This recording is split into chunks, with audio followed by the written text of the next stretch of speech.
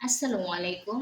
আজকে আমি আপনাদের সাথে বার্গার তৈরির রেসিপিটি শেয়ার করব। বার্গার তৈরির জন্য প্রথমে আমি এই রুটিটি একটু হালকা তাপে ভেজে নিয়েছি। চলুন বার্গার তৈরির প্রয়োজনীয় উপকরণগুলো আমরা দেখে নিই। আমি প্রথমে পাউরুটি নিয়েছি একটা, এই পাউরুটিটা হালকা আঁচে ভেজে নিয়েছি। এরপর নিয়েছি মেয়োনিজ, টমেটো সস, টমেটো একটি পাতলা করে খুবই চিকন চিকন করে কেটে নিয়েছি এবং একটি ডিম ভেজে নিয়েছি। টমেটো সস দিয়ে নেব। টমেটো সসটি ভালোভাবে মিশিয়ে নেব।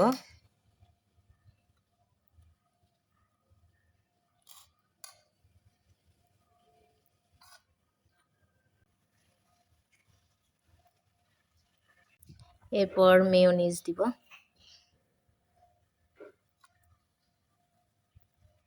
মেয়োনিজ দিয়ে ভালোভাবে মিশিয়ে নেব।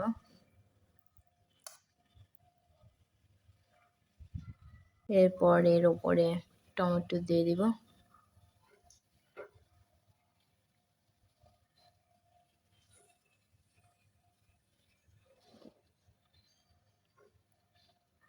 তার উপরে এই ডিমের উপরে হালকা টমেটো সস দিয়ে দিব।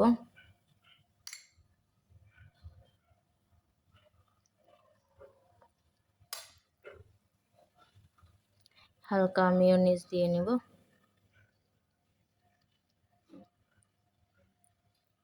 টমেটো আবারও দিয়ে দিব।